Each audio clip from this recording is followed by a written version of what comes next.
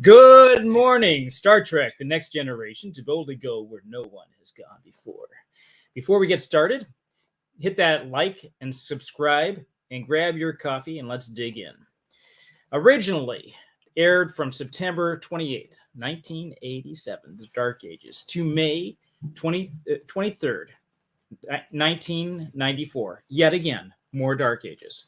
In syndication, spanning from 178 episodes over 7 seasons. It was inspired by Star Trek, the original series, which we have done a review on. And it was set in the later time period of the 24th century when Earth is still a part of the United Federation of Planets. It follows the adventures of a Starfleet starship, the USS Enterprise, NC 1701D, which is important because we're going to look at some of the others, some clips here where it's not just D anymore, but there's some C involved, in this exploration of the Alpha Quadrant of the Milky Way galaxy. You can currently purchase the DVDs through Paramount Studios or stream it through Paramount Plus and Apple TV. So we did a poll to see which were the most popular Star Trek Next Generation episodes, and we got some results. The results were Cause and Effect came in as number 1, The Inner Light is number 2, and All Good Things is number 3. Now, these were the 3 I proposed. There were others that came in that were suggested on the site. So what we're going to do this a little bit differently today. Instead of talking about the series in general and about some ideas and some principles that can be pulled out of these series and wrestled with philosophically, or any biblical principles that are there, because this series covers such a broad area of different concepts and ideas. We thought, man, we'll just take a look at the number 1 episodes that you guys voted on, and then individually take a look at some of those and say, what are some things that we could talk about here? Some ideas, some eternal principles that would then you could use and talk to other people about. So, and we're going to I will promise to keep my eye on the chat. And my friend here will also try to do that a little bit to make sure that we get responses if anybody wants to chime in and have any comments concerning these episodes as well. So, want to take a look at the first one, which was The Inner Light. And the idea, this is a season 2 episode. And the idea of this episode was Picard awakes to find himself living in a small village where he's a well-known member of the community who is suffering from a delusion of being a Starfleet captain. Now, the framing of the show was such that you actually kind of almost wonder, is this true? Is this character, is he really this guy who's living in this village? Well, we know since we're watching the episode that he's probably Jean-Luc Picard, but still you're kind of wondering, maybe this is an alternate universe type of thing. What's going on? Well, what happened was, and we have some clips here to show, is that here you have him in this village and he has his family. And he's not just there for a couple hours, a couple of days. He's there for years, decades. And he goes on. And then you switch back to the Enterprise and you find that the captain he's basically unconscious, that he's out, and they had come across this probe or this satellite, and it emitted some kind of radiation or something, and then the captain was out. And they can't revive him. And so we switch back over to the village, and now he's this old man, and he's had this family, and he's an important member of society. He's beloved. He no longer now believes really that he's the captain of the ship. That was a fantasy. But the problem is the planet's dying. And the sun, I think, is going supernova or something like that. And the planet's dying, and there's nothing. They don't have technology to interstellar space travel to get out of the planet. They're stuck. So he goes back and they try to create this vessel to go out into space to give some kind of record of their society. And so they're not totally forgotten. They might be wiped out, but at least they'll have some kind of legacy that will live on for these people that lived on this planet. And finally, they were able to revive the captain. And when he comes out of it, they look at the vessel that the ship had come upon and had knocked the captain out. And lo and behold, this was the vessel that he sent out himself back here, is now come across. And when he was there living on this planet, he did all sorts of things, including learned how to play this flute. Inside this vessel was the flute. And he takes this, he picks it up. Was it all a dream? Was it just something that just happened within a few minutes? He picks it up and he can play the flute. He wouldn't have been able to play the flute had it just been a dream. He was actually like living this guy's entire life. So, how would you apply that? Do you remember this episode much at all? I do remember this episode. It's a bit of a sadder one because, I mean, the end of the story, everyone dead on the planet. Yeah, an entire species just wiped out completely. Yeah. So everyone that you come across in this dreamlike state where he basically lives a life are all dead. His family, his relatives, everyone was dead long before Picard ever actually lived. Yeah. So it's just a record of it. And this speaks to a lot of different aspects to eternity. Because you're talking about the value of one's life, never giving up, even if it looks hopeless. Yep. And then the value of leaving a legacy, leaving something behind for future generations to be able to look back upon, even if it means you won't ever see it yourself. Yeah. So self-sacrificing, being willing to put that time and investment into it. Yeah. So no, those are all good. I was thinking about the same thing. So that our life is but a mist. Something for people who don't believe in life after death or believe that we'll stand before an eternal God, and give an account for our lives after we're dead. This is it. This is all you wrote. So the best you can do is leave some kind of legacy, some kind of mark on society, and that's good. I mean, if it's a positive mark, that's a good thing. That's a good thing to aspire to. But what if, and this is true in the grand scheme of things, eventually, from what we understand, our sun will go nova and supernova, and the inner planets will be enveloped by our sun when it goes to become a red giant. Nothing will be left. The pyramids, everything will be gone. Nothing unless we have ships to get us out into deeper space or another solar system. This is it. Human history is off the books. There is a time limit for this, and it's eventually coming done. So can we leave any legacy within society? Does it make a difference at all? This is an Ecclesiastes thing. All is meaningless.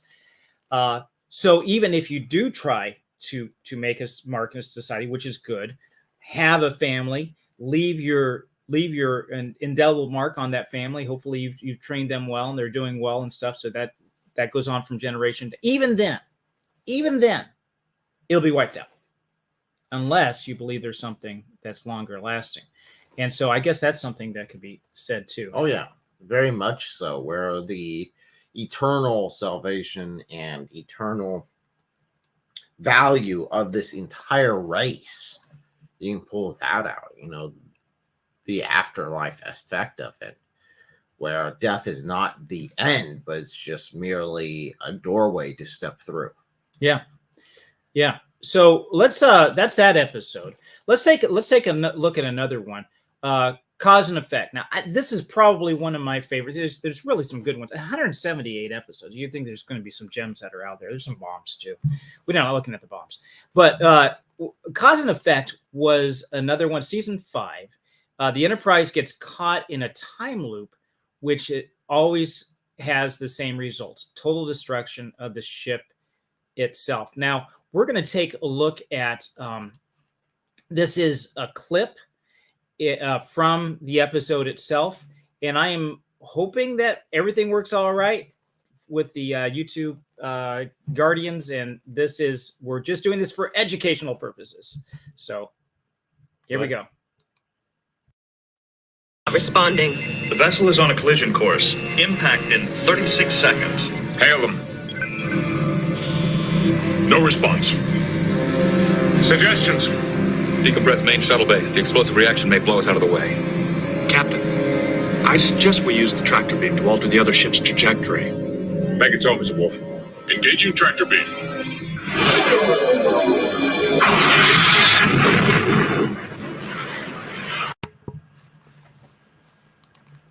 So you have this happened. So when we were originally watching this episode, this happened within the first 15 minutes, and they go to commercial break. The Enterprise explodes right after this. Nothing. Everybody's wiped out. All hands abandon ship. All hands abandon ship. It explodes. And I remember watching this, and I thought, oh, It went from 0 to 60 real quick. yeah. Holy cow! And you're thinking, okay, well, how are they going to recover from this? Well, what's interesting is when you come back from the commercial break, they're back doing the same thing again. It's like it's a repeat from the first 15 minutes, and they go through and they eventually figure it out. And so there is some residual. Now, this is where the time loop thing goes on. Somehow there is some residual memory, and they heard an echo of sounds and stuff like that with voices that they were able to hear from previous incarnations of this, previous iterations of this loop. They were getting echoes, and from that they were able to piece together, wow, this has happened before, and it's going to happen again. How do we get out of this loop? So those were, and they eventually did figure it out and stuff like that. I'm not going to go through how and why that was done, because that's not as important with this. But what can you glean out of this episode? Is there anything of eternal value or worth here that you can think of? Again, the even being stuck in this loop, constantly repeating, you get the deja vu, and they can eventually figure out how to send a signal from one iteration to another in order to warn themselves of what is going to happen. I guess this one's a bit harder, I would say, to pull out something from on a spiritual level. I didn't prepare this for you either. I didn't tell you which ones exactly we were doing. So I'm really catching you off guard. So you're just doing this flat-footed. I mean, you're not prepared Yes. at all, which is okay. I mean, this is how we got to think about this. So I think in this one, it's the dedication not to give up, because the temptation would be there. Well, this is just what's fated. We should just give up, just go along with it no matter what. It's just our time. We just give up. Obviously that would be a mistake. Yeah, it would have, because they did eventually through effort and ingenuity figure a way to get out of the loop. Okay, we can go with that. I looked at this and thought, I don't know. I'm not sure if there's really anything that I could draw out of this. I think you did a pretty good job with pulling that out, but I wouldn't have really been able to guess too much. Maybe you could say something about, free will, or maybe something on predestination or something, or is time fixed? Those type of questions concerning any kind of time travel or anything like that that's going on, to say, are we in a fixed history? Maybe questions like that, but that's really about it. This would be an example, I think, of maybe you can't find anything. This also deals with free will. Okay. Being able to decide your own fate, your own future, and having your decisions matter, because you're not just predetermined on this designated path no matter what. You have the ability to decide what happens. Okay, so each iteration of this loop, they responded a little bit differently because they had slightly different input, and so it's not that it's predetermined, because if it was predetermined, they'd act the same. Although, is that what you're saying? Yeah. Okay. They would have just been locked into this loop forever. Instead, they were able to decide where they wanted to go and how they wanted to deal with it. Okay, so I see that we do have a chat here. It says, "Good morning, all."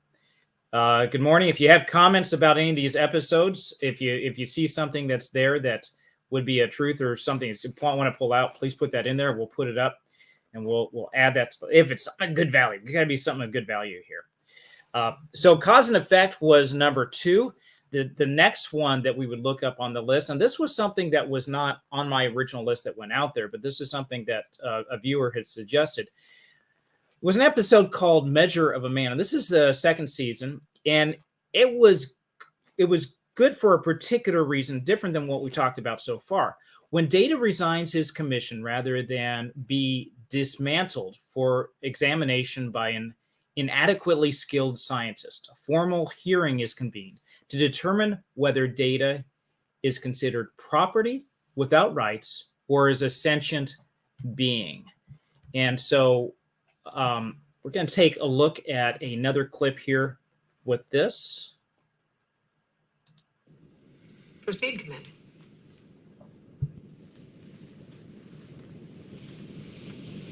I'm sorry.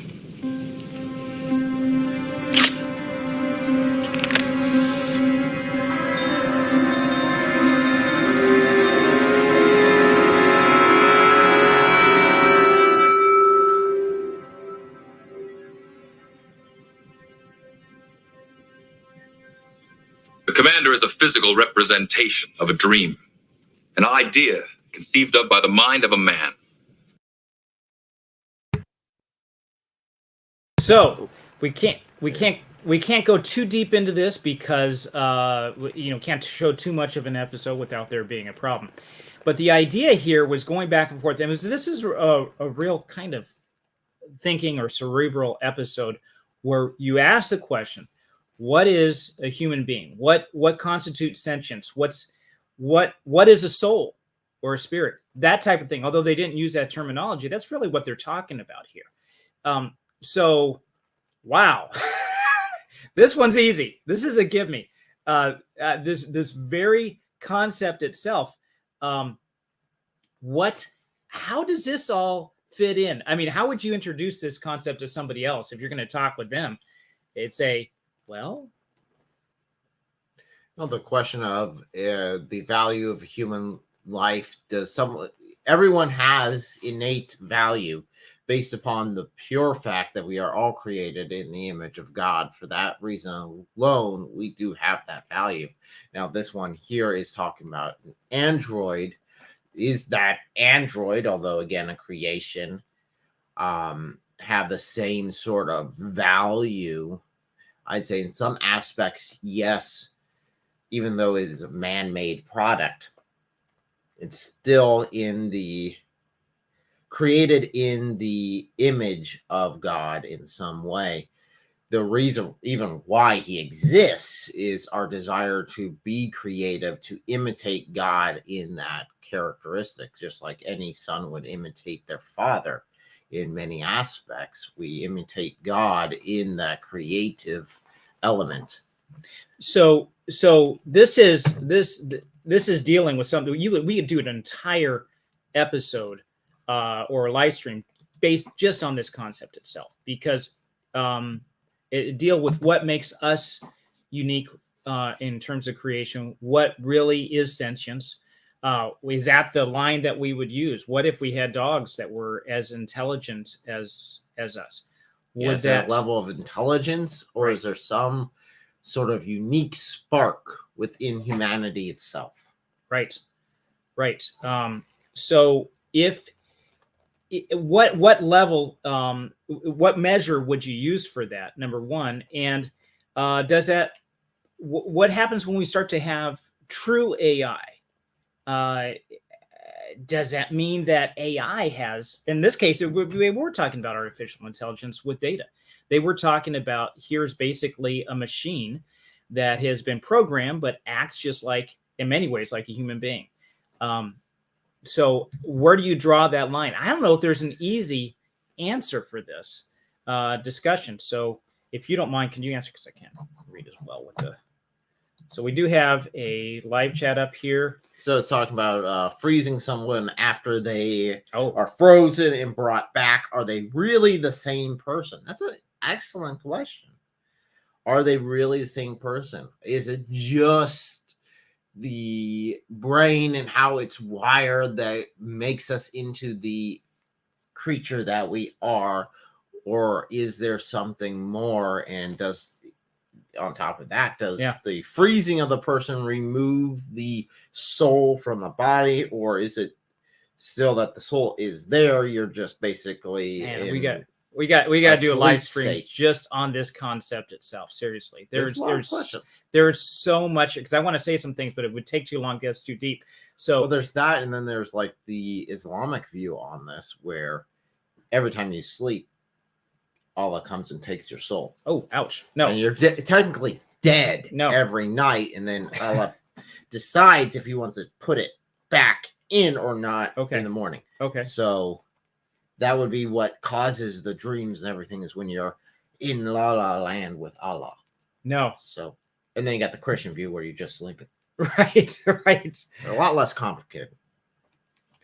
So here we have it's a good question about we talk about cryogenic freezing. I would think it's just like going to sleep and then coming back. If you're actually if your brain still can survive, from what I understand, you wouldn't be able to, at least with our current technology. There's no antifreeze to get in there. You get the cells that actually explode because of freezing and stuff like that. So now that is an interesting concept. Now I could see like a Christian science fiction film or story taking this in a different direction, where it's not you that wakes up. Basically, you're just this. Whenever you go into the cryo sleep, you actually do die, and your soul is removed from the body, and then your empty husk there has a potential of something else coming in and taking it. So then when you wake up, you're not the person, but you're an imitation of the individual, which would be an interesting concept. So here's a follow-up to that. No nefesh life in data, though. I have no idea what that is. Nefesh. I have no idea. That's a concept I'm not familiar with. Okay, so another chat comment here. The idea of freezing someone after they have passed, have a way to resuscitate years later. Would this be the same? Oh, that's the same. Okay, so reiterating the same thing. I'm sorry. Yeah, that's well, it would be just like a sleep thing and then come back. The question is whether they have actually died or if it's just a resuscitation, because I think you could probably ask the same thing. What happens if someone's heart stops? Heart stops. Where is that line of actual death? When does the soul get removed from the body and is no longer the person? Yeah, that's a good question here. And we have another one. I'm just going to pop them up. I'm not filtering, so I probably should. Breath of God. AI would not have. Okay. So that's a Hebrew word, I assume. Nefesh it sounds Hebrew. Yeah. Oh wow. So that is very cool. And again, we're gonna have to. I'm gonna shelve this for another episode, because this could be the rest of this live stream right here, just talking about this one. Maybe we should, because you got the question. Okay, is AI able to have the breath of God? What defines the breath of God? What sort of aspects does it have? You could say, well, it's a man-made object. Well, tell you truthfully, all humans are kind of man-made. Well, okay, so that's different, because I was going to go down that route too. The question is, does God still put the soul in the body or not? We already have that ability. That's called having babies, right? And yes, and that's something that we have, an ability that angels don't. I think that's one reason why the enemy is so ticked at us for our ability to do this. We have the ability to create an eternal living being with the breath of God already there. So let's not try to make little androids all over the place and get stressed out over this. We already do this with babies. Okay. It's a good thing having babies. So it's a very deep question that we can get into and go down the rabbit hole into possibilities. Okay. And then what imitating life, Yeah. where's So that boundary? so I'm gonna go ahead and shelve this one, but we will be back with the whole question of a breath of life. This concept is throughout science fiction. What is the difference? And I'll deal with this too. What is the difference between spirit and soul? And is there a difference? So yeah, that will be another live stream. So then we have, let's go on to the next one here. We have number 4, yesterday's Enterprise. This is season 3, episode 5. This Enterprise C enters the D's timeline. Now remember, Next Generation, that's the D Enterprise. These are different models. Usually it gets destroyed. I mean, how many times the Enterprise gets destroyed? But anyway, it gets destroyed. And then they have a new version of this comes out, faster, better, stronger. We can rebuild it. So it comes out and it has that. And so the Enterprise from the past enters the time stream of Enterprise D, where they find that Picard and the crew, everything changes. As soon as the C enters in, it has this timey-wimey portal thing, comes through. As soon as it comes into the time stream, everything shifts. And only Guinan is aware of the shift and says something's wrong. And it's a military ship. And they meet the other. So we're going to do a clip of that event when it happens. And see if I can bring it up. This isn't right. It's changed.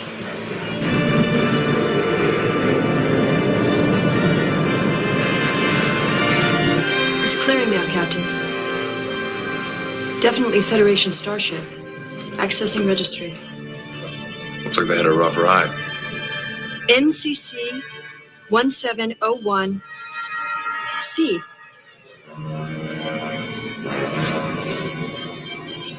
USS Enterprise.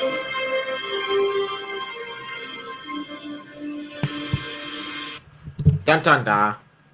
Okay. So now you see what's happening here, setting it up for the Enterprise from the past comes there, and they weren't supposed to be there, and it had changed. Okay, so which timeline setup would this be? This would be it's definitely not fixed. You can override it. It's overriding once the ship enters into the current timeline. You have the ship was supposed to be destroyed in a fight defending some Klingons, actually helping them out, even though they're currently at war. And then because of that, the Klingons saw that as a branch and honored it, and then that led to peace. Right. But in the altered timeline, when the ship wasn't there, didn't do that action, then you end up with a continuous war continuing to go on. And this one really dives into some really deep concepts on it, such as, the value of the overall good compared to just the value of your own life. For example, being if they would choose to stay there in the future, they would all live. But if they go back, then other people would live have died. Yeah. And they know that they're going to die by going back, and are well aware of going into their death by that. And that's a hard call to make. So I looked at this as saying, well, we have the opportunity we're called to be peacemakers. And that's not always come on, boys, let's just get back to work here. Just solve your problems. Let's just talk it out. It's not always that. There's also a point where, in this case, a peacemaker came by sacrifice.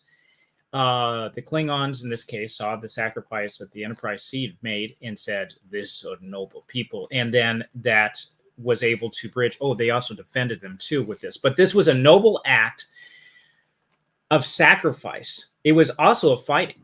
This is a point where they had to fight and sacrifice. You can also look at this and say, is a deal with the just war concept. Is there a point where fighting is necessary, that you do need to pick up arms? You want to avoid that at all costs, but when you do it, and do it hard, and do it fast. That's get it over with. Carry a big stick. That's right. So there's a lot of different concepts with this one that you could bring forward. And it was a pretty cool episode too. I think it was. It also showed the value that someone can make, not just to his or her own life, but to other people's lives, and also an impact on history. The one sacrifice this crew made, it changed history. Oh yeah, and without it, things would have been really, there's years and years and decades of war that followed. That could have been avoided. So little things that you make in life, little decisions you make in life, can have huge consequences you're not even aware of. I mean, you can look at Abraham in the Bible. How this caravan tradesman guy had such a huge impact on history. And it all comes down to him just saying yes. Right. And following it, not even having the full picture of everything that's going to happen or who God is and all the ins and outs and everything addressed. It's just, he knew God was calling him. He answered yes and did right according to what he was given. And because of that, he was able to really impact all of time. Yeah. So, here, would you like me to take care of that? Okay. So, yeah, there's all sorts of different examples with this to be able to go through, and you can look at, we have no idea what the impact of our life will be on any of these things. So let's take another look at another one. That was an easy one. Let's take a look at another one. This was Best of Both Worlds, season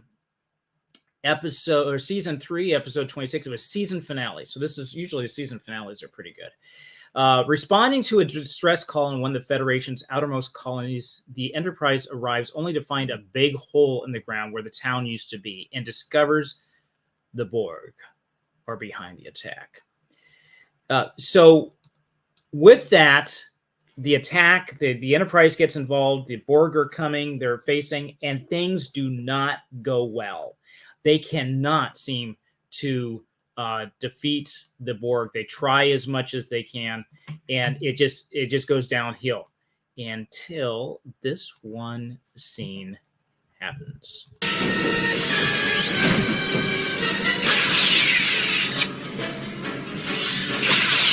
They're adapting to the frequencies. Jean-Luc.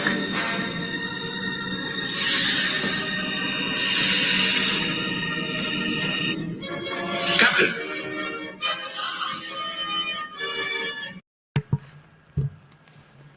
Oh no! It's Locutus of Borg. Boy. That was like send chills up your spine to say, we're in trouble. One thing that was really bad with this too is that you got the Starship captain. They have all his memories, Everything, including like all the security codes and everything that he says. Like they have unlocked, Starfleet. They can do what they want now. In addition to getting one of your favorite characters, it's like, oh man, come on. So, what are you going to do with this one? How do you treat? What eternal truths can you bring out of this? there's actually quite a bit. This one's got one, and probably more than any of the others, just based on what the concept is. I mean, you got one of the favorite characters has been turned evil in some aspects. And the option of redemption, is he beyond redemption, or is there always a chance for that redemption? Repentance. That's a good one. That's a good one. These are really deep Christian values where you have repentance, you have value of human life, even when he is acting as an opponent again, not the true enemy, but as an opponent, there's still that opportunity for redemption. Look at Paul. Yeah. All that happened with him and how God turned him from the worst enemy that Christianity had known up until that point into one of its greatest assets. Right. That's a good point. Or David, there's plenty of points in the Bible where someone has betrayed or totally turned their back and gone. There's a chance of redemption there. I think that is really painted well in this concept of Locutus. Well, and but it's not necessarily his choice. I mean, he's basically been taken over. It's not like he decided to go over to the Borg side. I mean, That's true.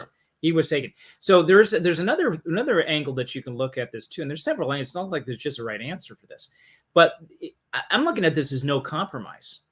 That you're able, although the Borg says resistance is futile, we have plenty of examples, not only this episode but others, where they did fight against them, and through sheer determination and ingenuity, were able to outthink and surround them. I love the answer on the how they figured this out. It was sleep, put them into sleep mode. That was great. So that I'm sure there's some other ways that you could look at this as well. And the last one that I want to take a look at. Oh, do you want to answer? Just one other point on this. Going back to the whole redemption process. Something else that they did a really good job on was in future episodes. This is something that comes back on Picard. This is something that he remembers in the future, and something that bugs him in the future. Yeah. This is not just a one-off, oh no, you were bad for a little bit, but now you're really good again. Everything's fine, hunky-dory. And this actually even impacts Deep Space Nine as well. So this has a ripple effect showing that, yes, he was evil. He did go down this path. And even though he has completely repented of it, in some regards, again, it wasn't really his choice, but even though he has turned away from that evil and was redeemed, he still had that thorn in his side. He still had that like issue. Residual mental scars, or it did have an impact on him. Yeah. And so even though this is episodic storytelling, I'm glad that they did transfer. It's like, oh, we just totally forgot about that. Starting over from scratch and everything. No, it did have an impact later on in life. And this is a lesson learned for us too. I mean, you can even bring this out, is that even if there's forgiveness in our lives and everything like that God does bring us back in, but there's usually something lost in the process. We do have full forgiveness from the cross because of the cross. We do have redemption where he buys things back that were lost in our lives, things that we thought were going to be burned, where the locust is destroyed.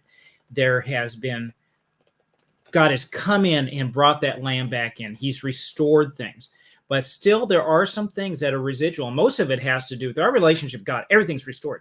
But still, with other people, how we are personally affected too by whatever sin choices that we make, those may never fully recover. And so it was the case with Jean-Luc Picard with his experience with the Borg too, never fully recovering. So is that what you were getting at with that? That's a really, really good point. Okay, so the last episode we want to take a look at, this was the series finale. And I thought of wrapping up series, sometimes when you watch a series, it just ends abruptly. It's been canceled, it's been taken off the air, and you're invested in these characters, invested in a storyline, and all of a sudden it's gone. But not so much with this. They knew it was coming. I think they did a good job wrapping up. And of course, they have movies that would follow after this as well, a series of movies. So this wasn't really the end. It was just a continuation. Now we're going to move over here, and Deep Space Nine is running. And so the Star Trek story continues, but this particular crew is backing out. And this wasn't really, I thought this was really handled well. The idea was Captain Picard finds himself shuttling back and forth between 3 different timelines. And he's conscious of this. He's switching. It's really interesting. He's switching. He's like in one timeline, things are going, and all of a sudden, boom, he's back at Farscape, the original episode, and then he's dealing with something here, and then it's switching back. And the constant thread with all of these was this anomaly, which was bigger in the past and smaller in the future. So like it grew backwards. It grew backwards, right? It was very interesting. And throughout all of these, you've got Q over his shoulder saying, "What are you going to do now, Captain?" Which is one of my favorite characters. Oh my gosh. He is one of my favorite characters. So the idea of Q is itself funny. is, I mean, you can look at it and say, "Oh, this is sacrilegious." Okay, but look at the questions that Q arises. You have this omniscient, nearly omnipotent being. And you could almost say he's omnipresent. So these are three main characteristics of God. He is everywhere, he knows everything, and he is basically all powerful. There are limitations to what the continuum can do, so it's not like all powerful. But from the standpoint of the Federation and human beings, it looks like he pretty much is. So, but he's not like the God of the Bible. He's not benevolent. No, he comes out being very nasty and what's nice about this too is you start with him at Farscape at the beginning of the entire series, yep. And then you end with him at the end. So it kind of puts some bookmarks around the whole thing. So you have this guy, and the question is, he starts off with being like really just nasty. I'm going to, pass judgment on mankind because they're a stinky, dirty race, stinky, dirty humans. And then at the end, he's more like, I'm going to do some things to pull out some characteristics. I'm going to make you think of things that you haven't thought before. So he's more benevolent, although he's a bit of a jerk in pretty much everything. And I think that's what makes him a little bit endearing. So should we with this? Okay. So I have a clip here that I want to show just a little bit with this. And this focuses on more of the end of this. So we're wrapping up not just this episode, but the entire series with this.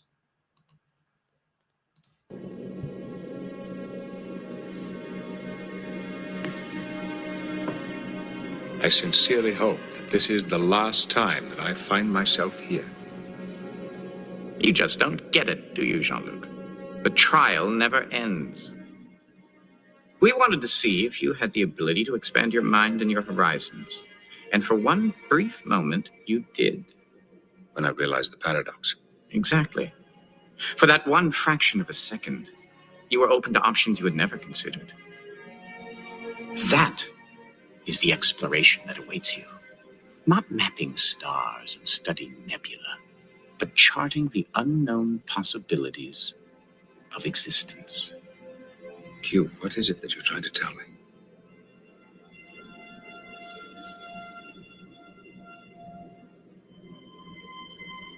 You'll find out.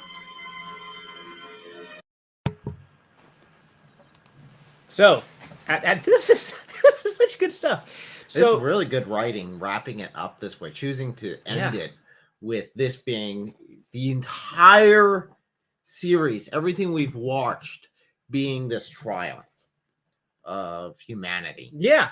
And I think this was an excellent choice from the writers to tie this in together and make it a complete story. I mean, they could have just dropped it and been like, well, that was just the first episode. We were just getting it into there, but it really shows a good attention to detail as far as the writing side goes.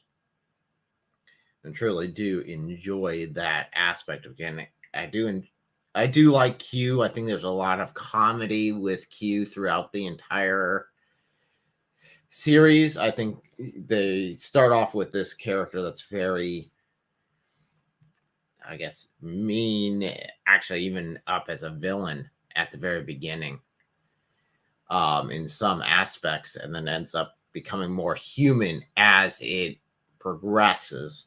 Yeah, you really do see the development of his character during this. Not so much that he has a character arc, but the development of his character by the writers, that he is just this foil, this bad guy, this evil, supreme being at the beginning, but then at the end, he does have some, hey, there's a method to my cruelty here. Yeah, so it's interesting. Again, Q is not God. He's not that level, but it is an interesting concept dealing with an overpowered character and what flaws that sort of character can have and what that actually means. And some insights we can get into even on God himself based upon how screwed up Q is. Yeah. Because you can look at it saying, wow, God's not like that. He doesn't act that way. you could These aren't characteristics. You could God. use him as like, this is what you shouldn't do as God. And I think that's probably a pretty good way to put this. I'm going to throw this one comment up here. I'm not too sure. I was reading this. I'm trying to figure this out. It says, remembering past continuity makes for great storytelling. Remembering past continuity. Yes. So things that were mentioned earlier on, sometimes seasons or right.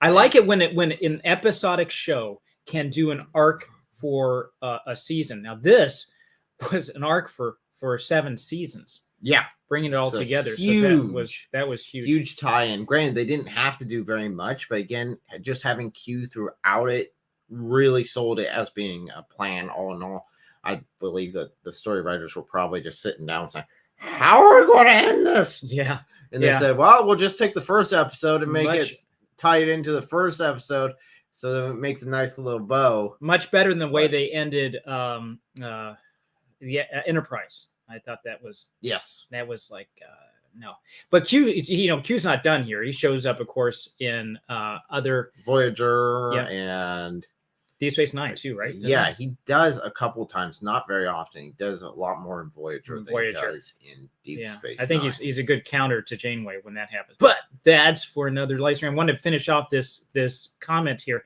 says the hero's journey versus a Mary Sue story, where I'm thinking that you're saying that you actually do have to achieve something. It's a struggle, and having done that struggle, then you can achieve this next level of greatness.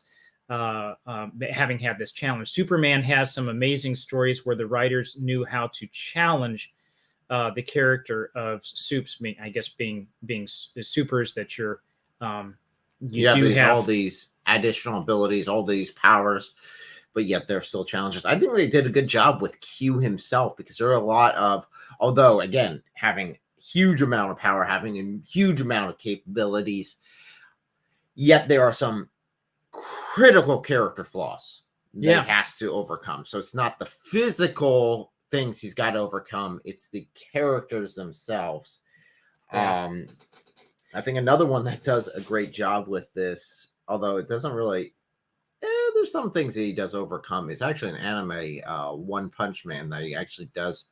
The main character is overpowered. He's able to do everything. He's basically a spoof on overpowered characters himself. But there are some huge character flaws socially. He's just socially inept. In every way, shape, and form. And that's a huge character flaw. And it's funny to see, character that can do basically whatever he wants, beat up anything he wants, but he can't in any social interaction. He's just not able to hold it together well. So here you have, like in Superman, his problem is that even though he is invincible, he's power, you can hurt the people he loves, and that's a I mean, you look at Spider-Man, you look at all these other superheroes, it's become like almost a trope. But with Q, one of my favorite episodes was when he becomes human. He's stuck as human, and he's talking to Data. He says, "Why do you want to be like these people?" And he's like, "Oh, I got this. Something's wrong with me. Something physically wrong. Well, besides me wearing a red shirt." He said, "Something's wrong. I feel. Is this hunger?" Oh, all these those sort of concepts where it's like, these flaws. It's humbling, basically humbling for the creature that has so much pride, who almost completely, if he was to be a god of anything, it would probably be a God of pride. pride, right? Yeah, Because kind that of a is Loki his character. huge characteristic. Yeah. So I think this has been good. We might try on some of the, if we do another review on a longer series, to take a look at that. Damjan Kuzmic, I think I got that name right. How's it going? We do these long series. We might pull out a few episodes like this and deal with it this way, because like I said earlier on, this series, over 170 episodes, dealt with so many different things. You can't take an overview of it and say, wow, you do X, Y, and Z, because you're doing the whole gamut of science fiction if you do it that way.